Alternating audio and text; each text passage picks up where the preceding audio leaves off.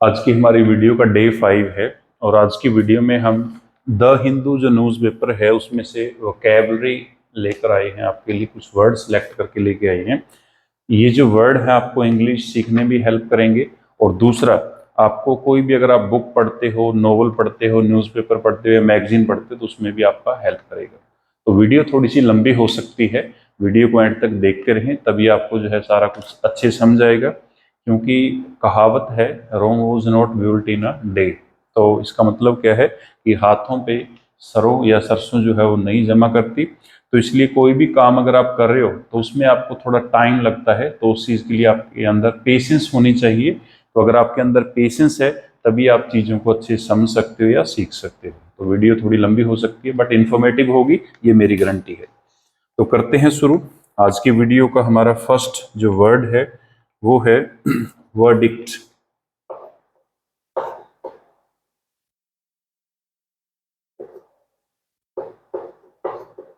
Verdict, तो पहले हम इस वर्ड की प्रोनाउंसिएशन लिखेंगे। तो वर्ड की प्रोनाउंसिएशन है, प्रोनाउंसिएशन का मतलब क्या है कि उस वर्ड को हम उच्चारण कैसे करेंगे, उस वर्ड को हम कैसे बोलेंगे, तो वो भी साथ साथ हम करेंगे। तो ये है इस वर्ड की प्रोनाउंसिएशन जो ऑक्सफोर्ड डिक्शनरी से लिखी है। तो व डिक्ट, यहाँ पे एक्सेंट आएगा आपका, व डिक्ट, व डिक्ट, व डिक्ट। क्लियर। तो ये जो वर्ड है हमारा, इसकी पार्ट ऑफ स्पीच है नाउन। तो पार्ट ऑफ स्पीच की पहचान क्या है उसकी वीडियो हमने पहले बना चुकी है या बना ली है। वो आप या तो चैनल से देख सकते हो या प्लेलिस्ट से देख सकते हो या इसका लिंक आपको डिस्क्रिप्शन बॉक्स में मिल जाएगा, वहां से भी देख सकते हो। तो वर्डिक्ट का मतलब क्या है? A decision, a decision that is made, a decision that is made by a jury,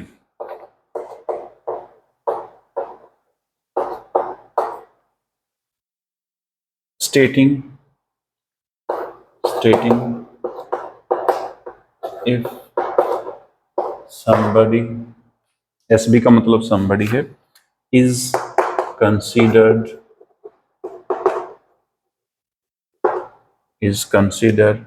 guilty of a crime, guilty of a crime or not।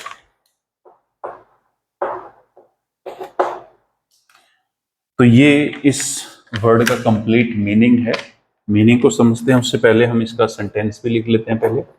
Has the jury, has the jury reached a verdict, verdict। तो ये इसका sentence है, sentence में word को हमने use किया है। तो समझते हैं वर्ड के मीनिंग को, वर्डिक्ट को। तो मीनिंग क्या है? पहले तो ये वर्ड जो है इसकी पार्ट ऑफ स्पीच नाउन है, इसको हम एज अ नाउन यूज कर सकते हैं या एज अ नाउन आपको मिलेगा।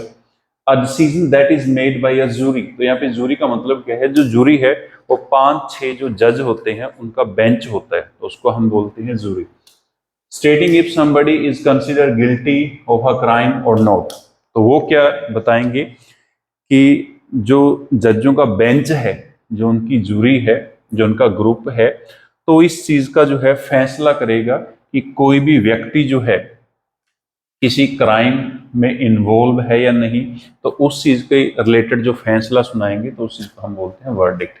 बट अगर हम इसका गूगल से मीनिंग सर्च करेंगे तो वर्डिक्ट का मीनिंग सिर्फ हमें फैसला मिलेगा। बट यहाँ पे देखो इसमें कंप्लीट आपको समझाया गया कि ये जो फैसला है ये सिर्फ जूरी का फैसला है। इसका मतलब क्या है? ये जो फैसला है ये जज ले सकते हैं, कोई और नहीं ले सकता। तो लीगल टर्म है, लीगल से रिलेटेड हम इसको यूज करते हैं, लीगली यूज करते हैं।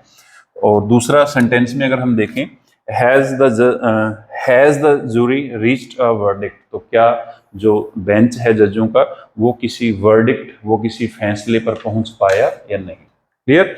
तो ये था हमारा फर्स्ट मीनिंग इसका। सेकंड अगर इसके मीनिंग की बात करें हम, तो सेकंड मीनिंग है a decision, a decision that you made, that you made, or an opinion, or an opinion that you give about, that you give about something after you have, after you have tested it, or consider it carefully. तो ये इसका second meaning है। तो sentence भी लिख लेते हैं साथ में। Well, well, what's your verdict.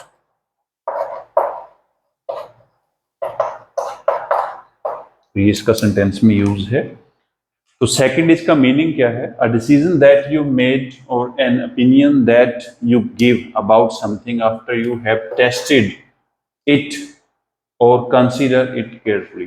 तो अगर आपने किसी चीज को अच्छे से चेक किया है, अच्छे से टेस्ट किया है, उसके बाद अगर आप कोई फैसला लेते हो तो उसके लिए भी हम वर्डिक्ट वर्ड जो है यूज कर सकते हैं। बट इसमें कंडीशन क्या है कि वो चीज आपको पहले ध्यान से चेक करनी होगी, कंफर्म करनी होगी, उसी के बाद आप इसका जो है कोई फैसला ले सकते हैं। तो यहाँ पे देखो सेंटेंस में यूज है वेल, व्हाट्स योर वर्डिक्ट। तो आपका फैसला क्या है? क्लियर? तो ये था हमारा फर्स्ट वर्ड जिसको हमने पूरी डिटेल में जो है डिस्कस किया है ताकि आपको वर्ड अच्छे से समझ आए। और डिटेल में समझने के लिए थोड़ा आपको टाइम लगता है, इसलिए हम इसकी जो पूरी डिटेल है वो लेकर आए हैं। जो अलग अलग मीनिंग है, अलग अलग फ्रेजेज में हम इसका मीनिंग जो है वो निकाल सकते हैं।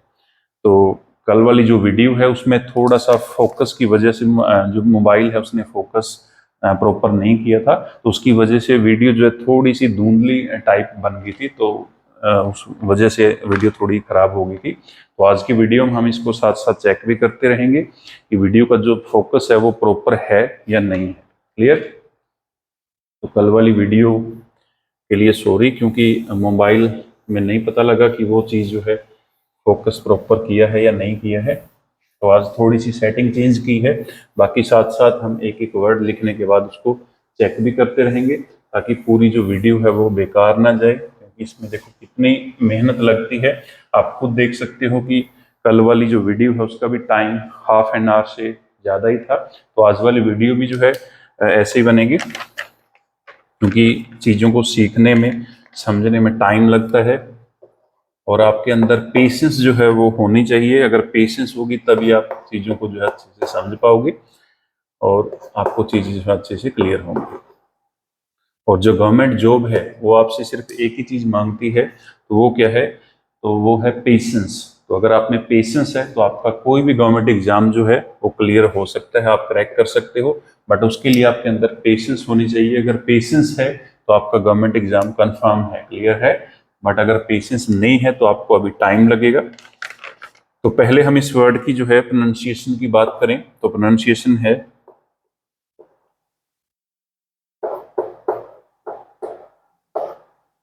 entail, entail, entail। तो ये इसकी प्रोनाउंसिएशन है। और ये जो वर्ड है हमारा, इसकी पार्ट ऑफ स्पीच है वर्ब। तो वी फॉर वर्ब। और इसका मीनिंग क्या होगा? तो मीनिंग है to involve, to involve something that can not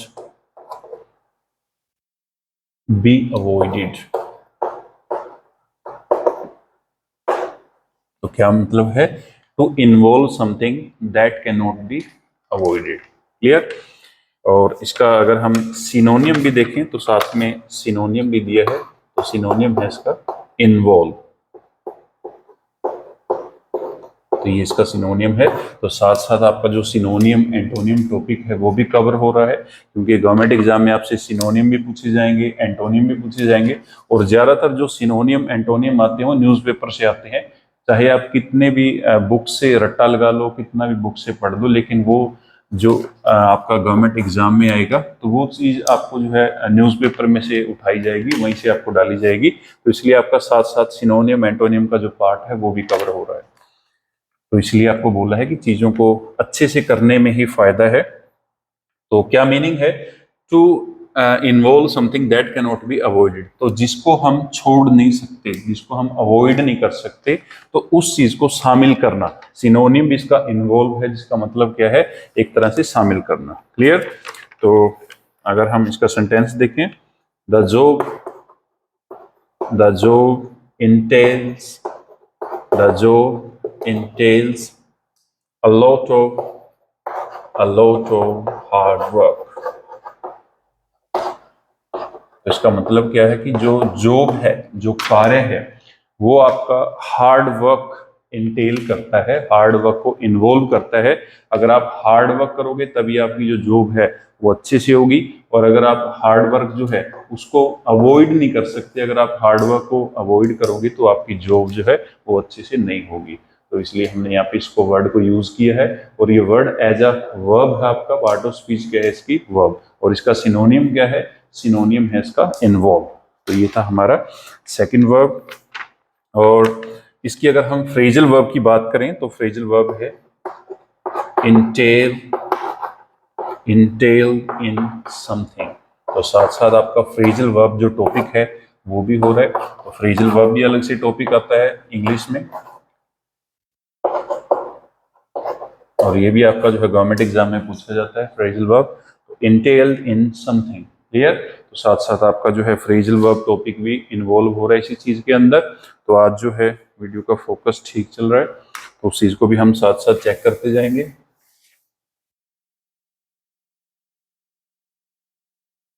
next हमारा थर्ड वर्ड है आज का इम्पीड। इम्पीड। और अगर आपका कोई भी सजेशन है किसी भी चीज से रिलेटेड तो वो भी आप कमेंट करके बता सकते हैं। तो पहले हम इस वर्ड की प्रोनाउंसिएशन करेंगे। तो प्रोनाउंसिएशन है IMP लॉन्ग ई, उसके बाद है D, और यहाँ पे एक्सेंट आएगा आपका। तो ये है इम्पीड। इम्पीड, तो P के ऊपर स्ट्रेस है। Impede, impede. और ये जो वर्ड है ये भी आपका एज अ वर्ब है, पार्ट ऑफ स्पीच क्या है? इसकी वर्ब है।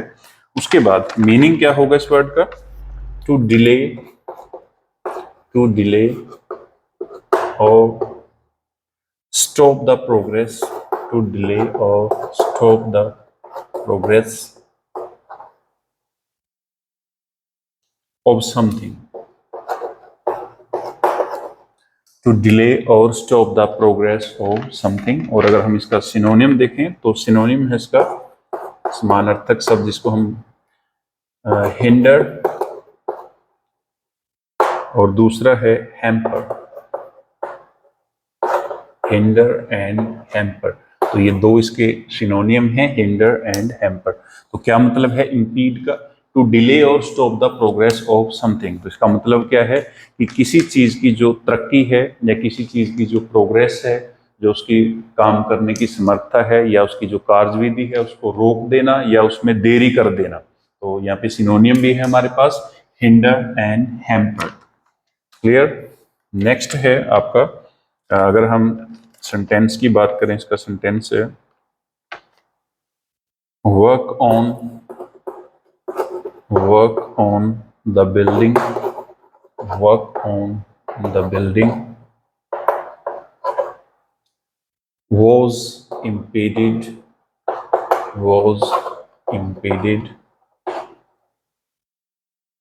by severe weather। तो इसका मतलब क्या है? Work on the building was impeded by severe weather.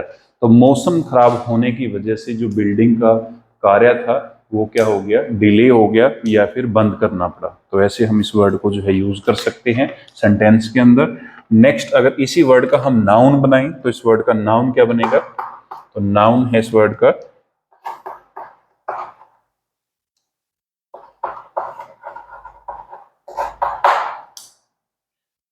ये है इस वर्ड का नाउन, इम्पेडिमेंट, इम्पीडमेंट, इम्पीडमेंट, इम्पीडमेंट, इम्पीडमेंट। तो ये इस वर्ड का नाउन है। तो ये थी इस वर्ड की कंप्लीट डिटेल। नेक्स्ट हमारा वर्ड है, तो साथ साथ हम चेक करते जाएंगे कि वीडियो जो है हमारा फोकस कैमरे का अच्छे से है या नहीं, ताकि कल की तरह जो वीडियो है वो खराब ना हो। काफी मेहनत के बाद कल वाली जो वीडियो है वो बनाई थी। पहले वर्ड को जो है अच्छे से प्रिपेयर करना पड़ता है, उसके बाद उनका जो मीनिंग है वो अच्छे से समझ के और फिर उसकी जो है वीडियो तैयार की जाती है। तो नेक्स्ट हमारा फोर्थ वर्ड है EXPEDIENT।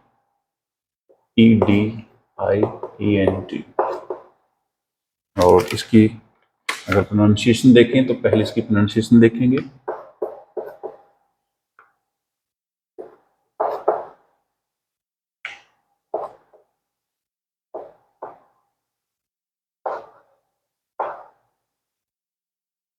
तो ये इस वर्ड की प्रोनाउंसिएशन है। और ये जो वर्ड है आपका एज अ नाउन भी है और एज अ एडजेक्टिव भी है। सेम वर्ड जो है एज अ नाउन भी यूज करते हैं हम और एज अ एडजेक्टिव भी यूज करते हैं। तो सेम वर्ड को हम दो पार्ट ऑफ स्पीच में यूज करते हैं। तो प्रोनाउंसिएशन है इसकी XP expedient, expedient, expedient, expedient, expedient, expedient, expedient. तो ये इस वर्ड की प्रोनाउंसिएशन है। और ये जो वर्ड है हमारा एज अ नाउन भी यूज करते हैं हम, एज अ एडजेक्टिव भी यूज करते हैं। तो पहले हम एज अ नाउन इस वर्ड को समझेंगे। तो एज अ नाउन इसका मीनिंग क्या होगा?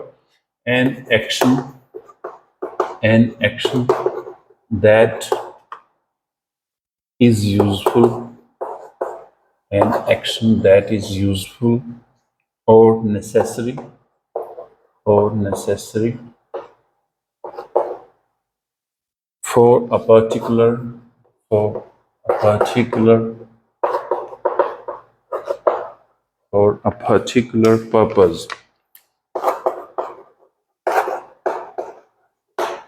but not always, but not always fair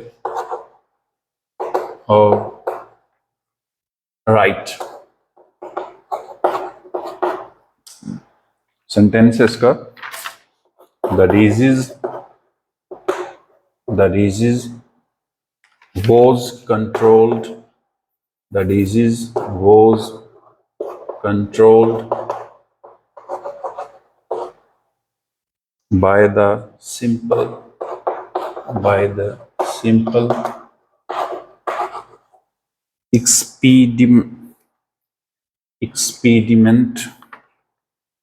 expedient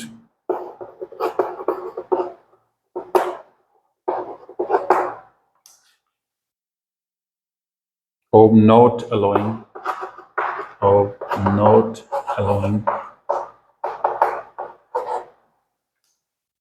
anyone to leave, anyone to leave the city. तो क्या मीनिंग है? एक्सपीडियंट से बन गया एक्सपीडिमेंट। तो पीछे लास्ट में देखो MENT लगा है, तो MENT लगा है तो ये इसका सुफिक्स है। तो इसका मतलब क्या है? इसकी पार्ट ऑफ स्पीच क्या है? नाउन। तो क्या मतलब है इसका? An action that is useful और necessary for a particular purpose but not always fair और राइट। तो कोई भी एक्शन बोल लो, कोई भी फैसला बोल लो, या कोई भी काम करना, और जरूरी नहीं है कि वो हमेशा ही ठीक हो या जायज हो, लेकिन वो चीज जो है किसी भी मजबूरी बस करनी पड़ जाए तो उसके लिए हम वर्ड यूज करते हैं एक्सपीडियंट। तो सेंटेंस में यूज है, देखो, the disease was controlled by the simple expedient of not allowing anyone to leave the city. ठीक है, तो बीमारी जो है उसको ठीक किया गया ताकि लोग जो है कोई भी शहर को जो है छोड़कर ना जाए, तो उसके लिए ये चीज की गई है।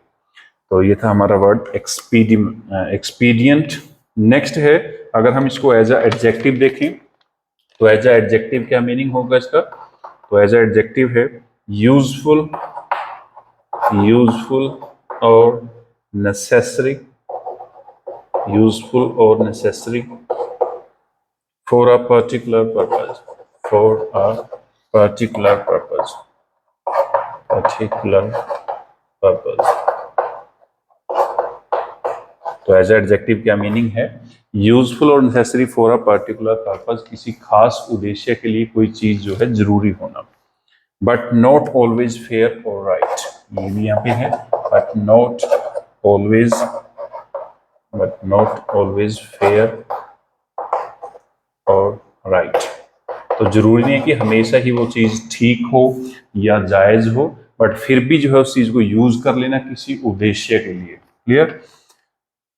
तो अगर हम इसका सेंटेंस देखें तो सेंटेंस भी है the government has clearly decided that a cut in interest rate would be particularly politically expedient। तो अगर हम इंटरेस्ट रेट में जो है कमी कर देंगे तो वो चीज क्या है, वो एक तरह से पॉलिटिकल बेनिफिट मिलेगा उस चीज का, बट वो जरूरी नहीं है कि हमेशा ही वो चीज ठीक हो या हमेशा ही वो चीज जो है जायज हो। मतलब कोई भी ऐसा काम कर देना, कोई भी ऐसा कार्य करना जो हमेशा जरूरी नहीं कि ठीक हो, बट किसी पर्पज के लिए, किसी उद्देश्य के लिए उस चीज को करना। नेक्स्ट है हमारा वर्ड, और इसका अगर हम एंटोनियम की बात करें, एक्सपीडियंट का एंटोनियम है, अपोजिट वर्ड है इन एक्सपीडियंट, इन एक्सपीडियंट। इसमें जो इन है, इन प्रीफिक्स है, और प्रीफिक्स क्या होता है? प्रीफिक्स जो वर्ड के आगे हम यूज करते हैं, और इन जो वर्ड है आपको काफी सारे वर्ड में मिलेगा, और इनका मतलब क्या है? इनका मतलब है नेगेटिव या अपोजिट। नेक्स्ट वर्ड है हमारा ग्लिच, नेक्स्ट वर्ड है ग्लिच, और इसकी प्रोनाउंसिएशन अगर हम देखें तो प्रोनाउंसिएशन है इसकी ग्लिच। ये वर्ड जो है एज अ नाउन भी है और एज अ वर्ब भी है, तो दोनों सेंस में हम इसको यूज करते हैं, एज अ नाउन भी और एज अ वर्ब भी। पहले है एज अ नाउन, अगर हम इसकी बात करें, अ स्मॉल प्रॉब्लम, अ स्मॉल प्रॉब्लम और fault, a small problem or fault that stops, that stops something working, something working successfully।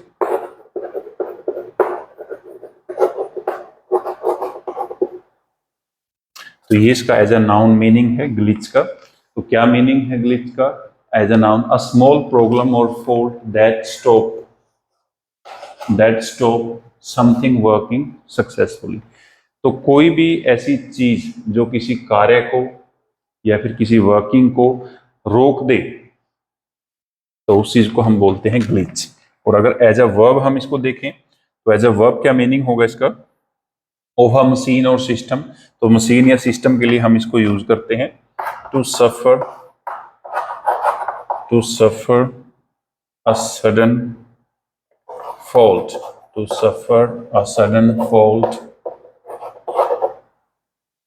And fail, and fail to work correctly. तो मशीन या किसी सिस्टम के लिए अगर हम इसको यूज करें तो उसका मतलब क्या है कि कोई भी मशीन या फिर कोई भी सिस्टम, तो उसके लिए हम वर्ड यूज करते हैं ग्लिच। अगर उसमें कोई फॉल्ट आ जाए, कोई नुक्स आ जाए, तो उसके लिए हम वर्ड यूज करेंगे एज अ वर्ब ग्लिच। तो ये था हमारा वर्ड ग्लिच। नेक्स्ट वर्ड है हमारा, तो साथ साथ चेक भी कर रहे हैं,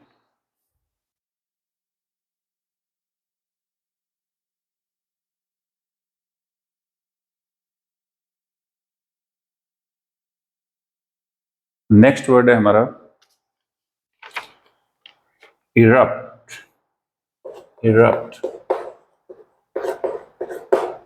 और इसकी प्रोनाउंसिएशन देखें पहले, तो प्रोनाउंसिएशन है इसकी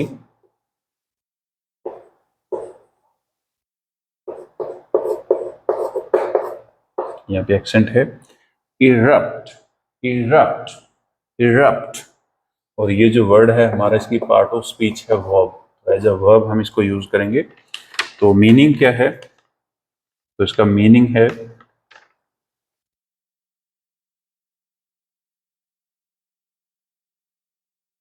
पहले तो इसका सिनोनियम देख लें हम। इसका सिनोनियम है explode, explode, breakout, explode and breakout इसके सिनोनियम है। और मीनिंग क्या है? To start, to start happening, to start happening suddenly, to start happening suddenly and violently, violently।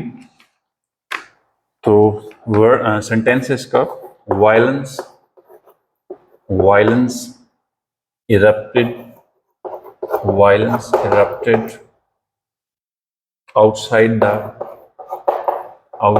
the embassy gate,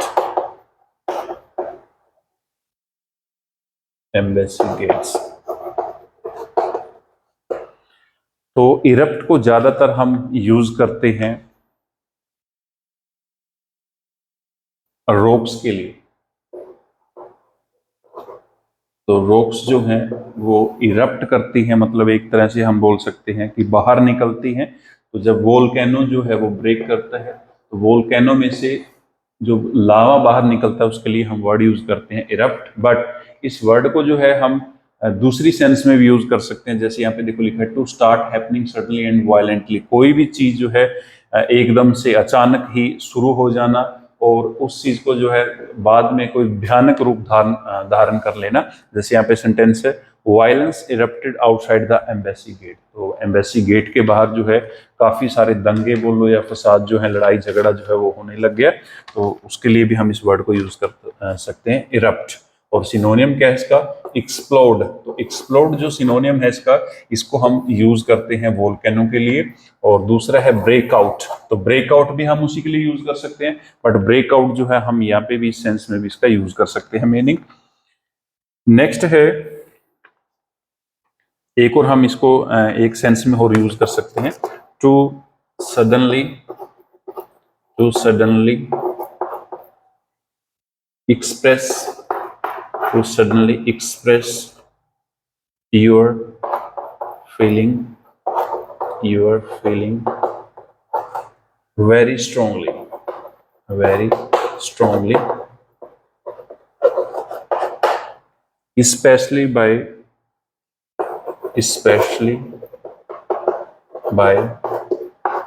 shouting loudly, shouting loudly।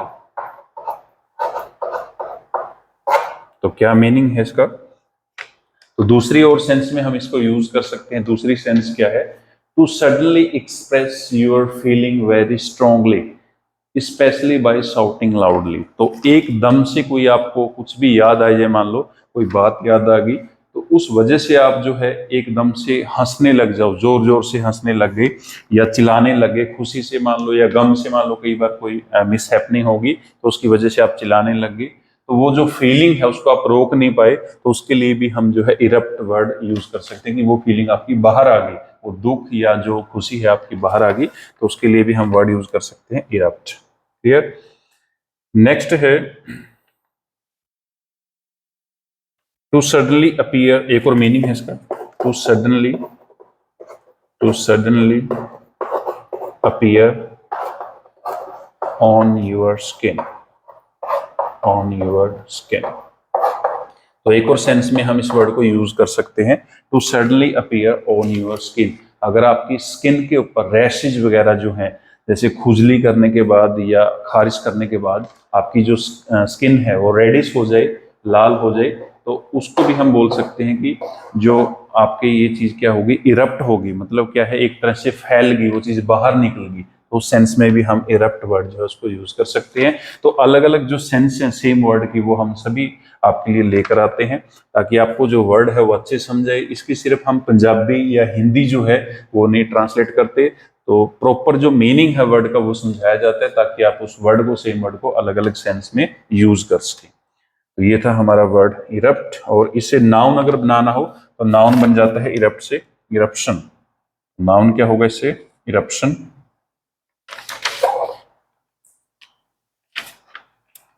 तो erupt से noun बन गया eruption.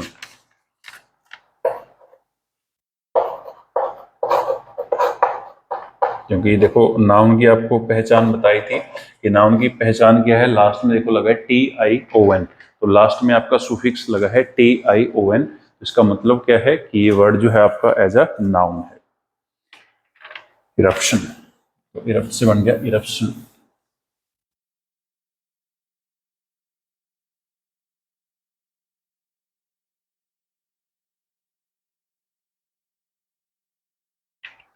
Next है आपका वर्ड वेंदता। वेंदता,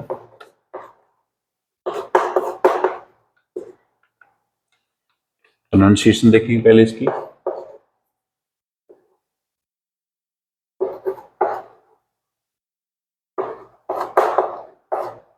वेंदता, और ये वर्ड आपका एज अ नाउन है,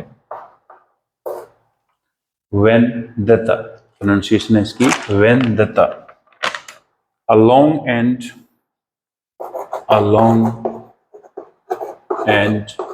violent, a long and violent disagreement between two families,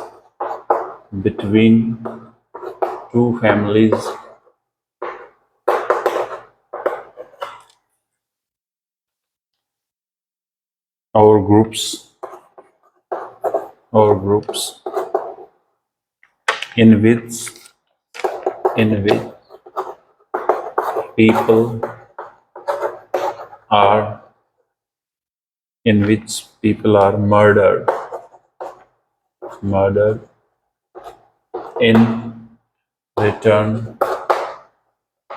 return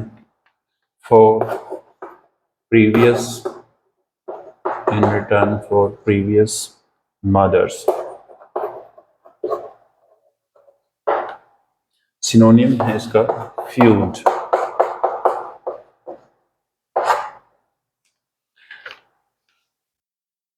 तो क्या मीनिंग है वेंदता का, तो वेंदता का मीनिंग है a long violent disagreement between two families और groups in which people are murder in return for previous murder. इसका मतलब क्या है कि दो फैमिली जो है उनकी आपस में नहीं बनती, और पहले जो है उनकी कोई लड़ाई झगड़ा हुआ था, उसमें मर्डर तक हो गया था, तो उसके बाद जो है अब दोबारा से वो लड़ाई जो है होगी, दोबारा से वो झगड़ा होगा जिसमें काफी सारे जो लोग हैं वो मारे जाएंगे, उसको हम बोलते हैं वेंदता। या दो ग्रुप्स हैं तो उनमें अगर कोई मान लो किसी भी तरह की कोई लड़ाई है, कोई झगड़ा है, तो पहले एक ग्रुप ने दूसरे के जो व्यक्ति हैं उनको मार दिया था, अब बदले में जो है दूसरे पहले को मारेंगे, तो इस चीज को हम बोलते हैं वेंदता। नेक्स्ट है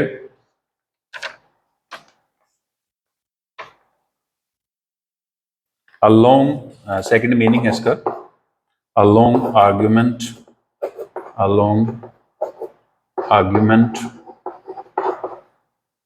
or disagreement in which one person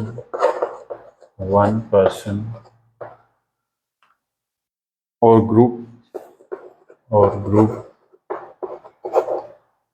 does or says things to harm another। इसका मतलब क्या है कि अगर किसी में भी कोई भी लड़ाई झगड़ा है या कोई मतभेद है, तो उसमें क्या है, जब भी वो एक दूसरे से मिलते हैं तो एक दूसरे को एक पर्सन दूसरे पर्सन को कुछ ऐसा बोल देता है कि मैं तुझको मार दूंगा, मैं तुझको खत्म कर दूंगा, या मैं तुझको जो है नहीं छोड़ूंगा, तो ऐसी बातें जो है हम यूज करते हैं, तो उस चीज को क्या बोलते हैं हम? वेंदता। तो ये वर्ड जो है एज अ नाउन है। नेक्स्ट है, तो सेंटेंस में अगर हम इसको वर्ड को देखें, he has accused, he has accused. तो एक्यूज्ड यहाँ पे जो वर्ड है, ये हमने कल वाली जो वीडियो की थी उसमें जो वर्ड डिस्कस किए थे वहां से आया है। तो ऐसे चीजें जो है आपकी जुड़ती चली जाएंगी। अगर आप डेली जो है वीडियो को देखेंगे तो उससे आपको जो है लिंक बनता जाएगा वीडियो का, और आपको चीजें जो है रिवाइज भी होंगी, समझ भी आएंगी और आसान भी लगने लग जाएंगी।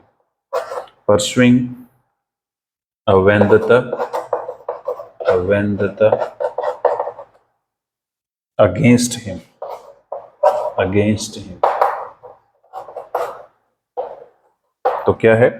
ही has accused the media of pursuing a vendetta against him. तो इसका मतलब क्या है कि मीडिया जो है उसने दोष लगाया कि जो मीडिया है, तो उसने क्या किया है उसके ऊपर एक वेंदता, मतलब क्या है कि जानबूझकर ऐसा इल्जाम लगा दिया कि उसने कोई धमकी दी है, कोई ऐसा कुछ बोला है, तो मीडिया के ऊपर इस चीज का जो है इल्जाम लगाया गया है। नेक्स्ट है वर्ड हमारा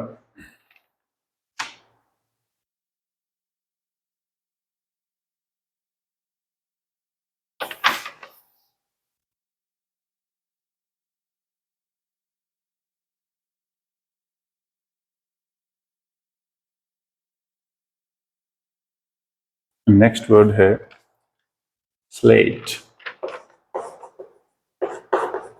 स्लेट। तो इसकी प्रोनाउंसिएशन है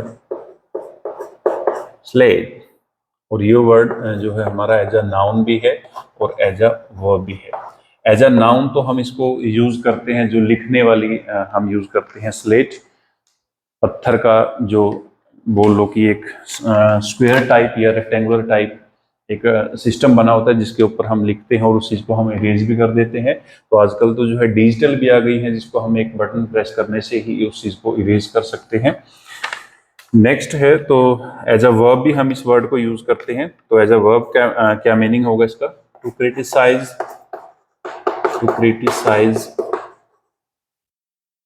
somebody or something, to criticize somebody or something, especially in a newspaper, especially in a newspaper। तो अगर आप न्यूज़पेपर में किसी की आलोचना कर रहे हो तो उसके लिए हम वर्ड यूज करते हैं स्लेट। क्लियर?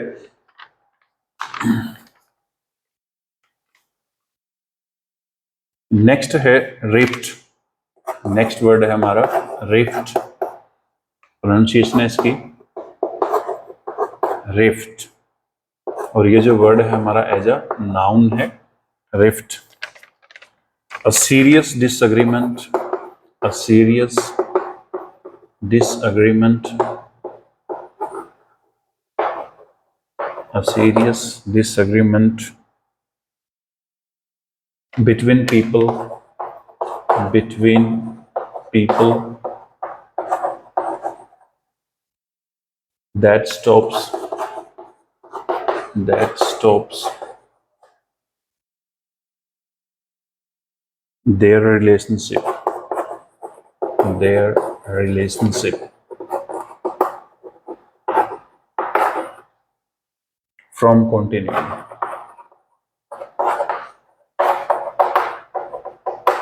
और इसका सिनोनियम है ब्रीच।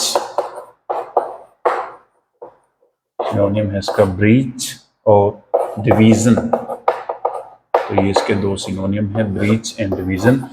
तो ब्रीच जो वर्ड है ये लीगल वर्ड है, लीगल टर्मिनोलॉजी में हम इसको यूज करते हैं। जो एडवोकेट या लॉयर या फिर जजेस वगैरह जो है उनको यूज करते हैं ब्रीच वर्ड जो है। तो क्या मीनिंग है रिफ्ट का? एज अ नाउन है serious disagreement between people that stops their relationship from continuing. तो अगर दो व्यक्ति जो हैं रिलेशनशिप में है और उस रिलेशनशिप को आगे जो है वो कंटिन्यू नहीं करना चाहते, तो उसके लिए हम वर्ड यूज करते हैं रिफ्ट। तो इसको हम दराड़ भी बोल सकते हैं, एज अ दराड़। ये ब्रीच वर्ड हम यूज करते हैं कि एक दूसरे को वो ब्रीच कर रहे हैं, तो या कोई अग्रीमेंट तो उसको ब्रीच कर रहे हैं, तोड़ना भी बोल सकते हैं हम, जो अग्रीमेंट है उसको तोड़ रहे हैं। तो सेंटेंस है इसका, the rift within the party depend. तो पार्टी में जो दरार बोल लो या पार्टी में जो है कह लो मनमुटाव वो बहुत ज्यादा बढ़ गए हैं, उसके लिए हम वर्ड यूज करते हैं रिफ्ट। नेक्स्ट है, लास्ट वर्ड है हमारा इंक्रोचमेंट। इंक्रोच वर्ड से बना है इंक्रोचमेंट। इंक्रोच वर्ड है और उससे बन गया इंक्रोचमेंट।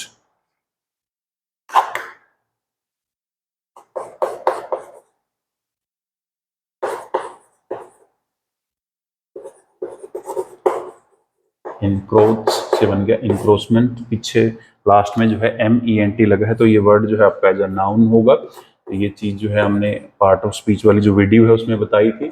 अगर आपने वो वीडियो अभी तक नहीं देखी है तो पहले आप उस वीडियो को जो है देख सकते हैं, और उसका जो लिंक है वो आपको डिस्क्रिप्शन बॉक्स में मिल जाएगा, या फिर आप चैनल पे विजिट करके देख सकते हो।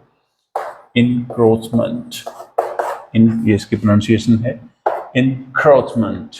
इंक्रोचमेंट, ये वर्ड क्या है आपका, एज अ नाउन है। इंक्रोच वर्ब है और इंक्रोच से बना है encroachment.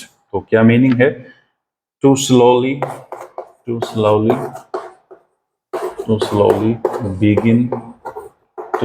Begin to cover more and more area of an area. More and more, sorry, यहाँ पे more आएगा, more and more of an area. तो इंक्रोचमेंट, इंक्रोच वर्ब जो है उससे बना है इंक्रोचमेंट। मीनिंग क्या है इसका, कि धीरे धीरे आराम आराम से जो है किसी भी एरिया को कवर कर लेना। अब मान लो कि कोई भी जो है कहीं पे बैठा है और वहां पे जो है उसने अपनी रेजिडेंस बना रखी है, और धीरे धीरे वो उस चीज को बढ़ाता जाए और उससे जो है काफी सारी जमीन जो है उसको घेर ले। और जो मान लो गवर्नमेंट प्रॉपर्टी है जैसे, तो ज्यादातर गवर्नमेंट प्रॉपर्टी के लिए हम इसको यूज करते हैं वर्ड को। जैसे गवर्नमेंट प्रॉपर्टी है तो उसके ऊपर कब्जा कर लेना, धीरे धीरे जो है उस चीज को शामिल कर लेना अपनी जो जमीन है उस चीज के अंदर, तो उसके लिए हम वर्ड यूज करते हैं इंक्रोचमेंट। तो ये थे हमारे आज के कुछ वर्ड। तो वीडियो कैसी लगी वो चीज आप कमेंट करके बता सकते हो। अगर आपका कोई सजेशन है वो भी आप कमेंट करके बता सकते हो। तो उम्मीद है कि आपको जो सीरीज है ये जो वोकैब वाला पार्ट हमने शुरू किया है न्यूज़पेपर से, काफ़ी पसंद आएगा, और आगे आगे जो है चीज़ों को और भी अच्छे से करेंगे। तब तक के लिए वीडियो को देखते रहें, लाइक करें, शेयर करें और चैनल को सब्सक्राइब करें। Thank you.